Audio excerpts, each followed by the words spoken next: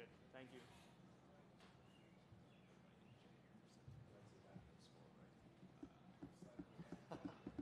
You like it? Not sure. That's not the right answer. That's fine.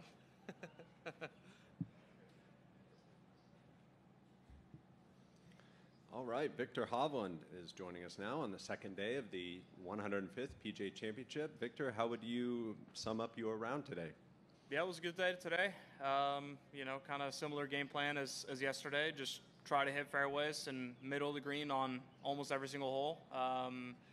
Really didn't try to go for a whole lot of pins and just gave myself a lot of looks. Happened to make a couple of nice putts, and when I was out of position, I made some really nice up and downs. So it was a good day. Perfect. We'll start taking questions, starting Mike 12 and then 5. Hi, Viktor. Congrats, playing really well. It's a fascinating leaderboard, really nice, really exciting to look at. How does it feel from your point of view to be right back in contention, very much in the mix at a major tournament? Yeah, obviously these tournaments are what you dream about winning, and you practice so hard to play in. So it's nice to be back to have a chance, but at the same time we've got a lot of golf left. We're only halfway, and a lot of things can happen. So I just got to keep being patient and hit middle of the greens, and just let the pieces fall wherever they fall. But is it exciting? Take us inside the mind just for a few seconds of Viktor Hovland. Yeah, I mean it's exciting, but you got to focus on every single shot that you're hitting. If your mind can easily start to wander, and you hit a bad shot because of that, and now suddenly it's not as exciting. So you got to focus on the task at hand. Viktor, earlier this year you talked about some short game work that you've been doing. Can you just talk about the progress with that so far?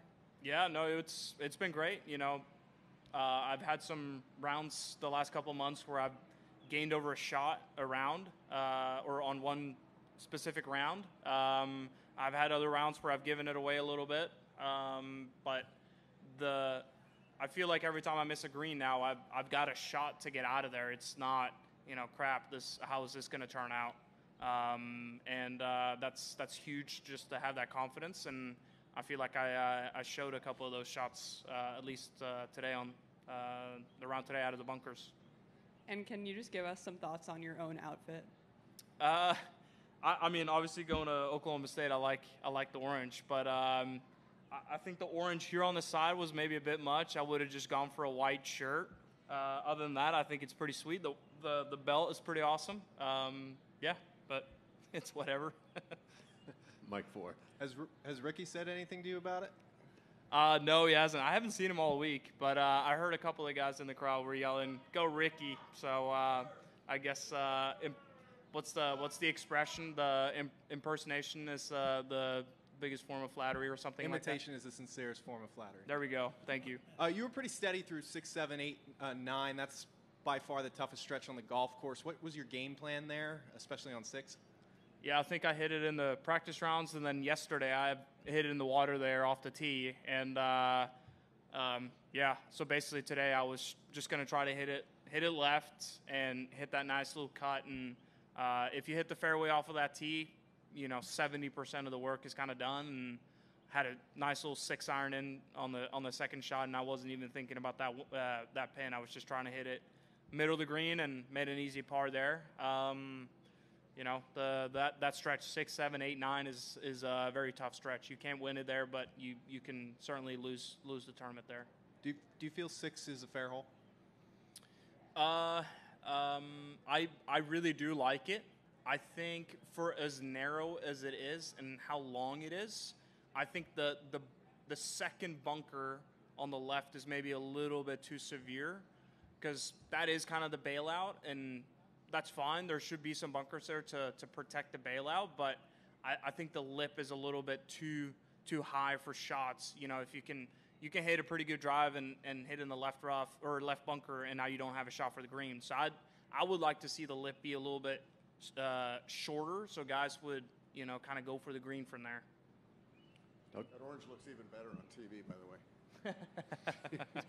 I'm almost afraid to bring this up, but this is your 10th consecutive round that you finished inside the top 10 on the leaderboard at a major. That surprise you at all?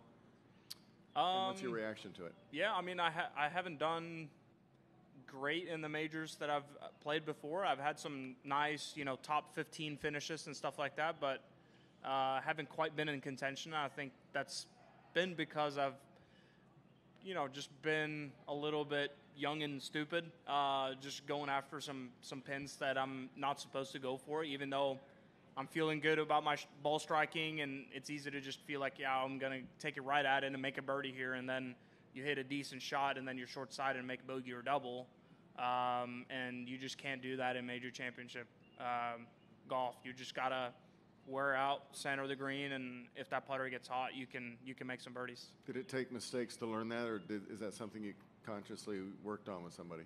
Yeah, I mean, I work with Eduardo Molinari. He does my stats, and my instructor, Joe Mayo, he'd been watching me out on the road and watching me play a few tournaments, and we like to relate a lot to poker. And there's certain, within strategy in poker, there's certain frequencies, certain things should happen. So you bet at certain frequencies, and basically I was ending up plugged in the bunker short-sided a few more times than you would think. It seemed like it would happen once or twice a round or something like that, where I'd just be in a terrible spot and cannot make a par. And, so he reached out to Eduardo, and we crunched some numbers and saw that I was just a little too aggressive with my shorter irons. I guess that leads to the question, do you play poker? I do, yeah. How do you do? I haven't played enough to, really know how much I win or how much I lose, but I like to play the game, and I like to, learn about it. 14? Can you take me through the shot into 18? Yeah, hit a good drive down there on the right side, and the ball was pretty far below my feet. It was 162 meters to the pin, and because of the rain, there was some moisture on the grass, so I thought the ball was going to go a little bit shorter. So I just decided to hit a little off-speed 7-iron, kind of started middle of the green because I knew it was going to cut. And as soon as I hit it, I saw the initial curve, and I thought it was going to be pretty good. So that was a nice way to finish. The announcers always say, that'll make dinner taste better or something like that when you birdie the last hole. Is it worth one shot? Is it worth incrementally more? Is there any difference when you make a 3 at the last? I mean, a 3 on the last at this golf course is pretty nice. Whether it doesn't really matter which hole it is. I mean, birdies are hard to come by out here, but certainly nice to have a good finish. Makes you kind of maybe relax or ease into the next day, I guess. Instead of finishing bogey, I mean, you have a little bit of a bitter taste in your mouth. But, no, certainly pumped up for the weekend. All right, a few more. We'll go 10, and then Jeff and Juan, please. Hi, Victor. What did you learn about this course, playing it in the weather, that you can take into tomorrow when we're going to have a lot more of this again? Yeah, the rain just, thankfully we didn't have any wind, so that kind of helped us out. But the ball goes a little bit shorter because, the weather was supposed to be really hot today, almost 80 degrees. So with that rain, the ball went a little bit shorter, and if you're in the rough, it tends to, make that rough a little bit juicier because it's wet. So. But at the end of the day, it makes the green softer, and you can maybe be a hair more aggressive. So if you hit it good in the middle of the fairway, you can take advantage of it, even though it's raining a little bit. Thanks. As you look toward the weekend and being right in the middle of this thing and all the experiences you've accumulated, do you feel like you now have all the tools to win a major and get it done? I think so. The ball striking is definitely there.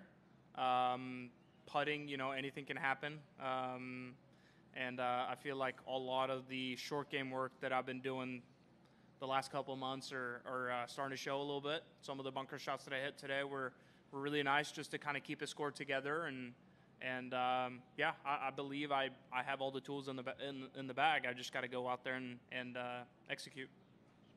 Juan? Okay, so we're going to do Norwegian, please. Okay, yeah. Yeah, perfect. So, Second day, every day gets tougher, but you still there not making mistakes. No? How do you feel? Ja, det var bra I dag. Jeg tror vi hadde, selv om det var litt regn utpå der, så var det 0 vind, så det spiltes ikke alt for tøft I forhold til kanskje I går eller tidligere I dag, hvor det var litt mer vind. Men det fortsatt en tøff bane. Treffer ikke fairway utpå her og misser på feil side, så har du ikke sjanse til å slå en bra score. Så det var veldig bra, veldig stabilt, og ja, det var gøy I dag. With just one bogey today, is that fairways and greens, or is that a lot of recoveries? And like you were talking about bunker shots, about coming back from anywhere, no? So. Ja, nei,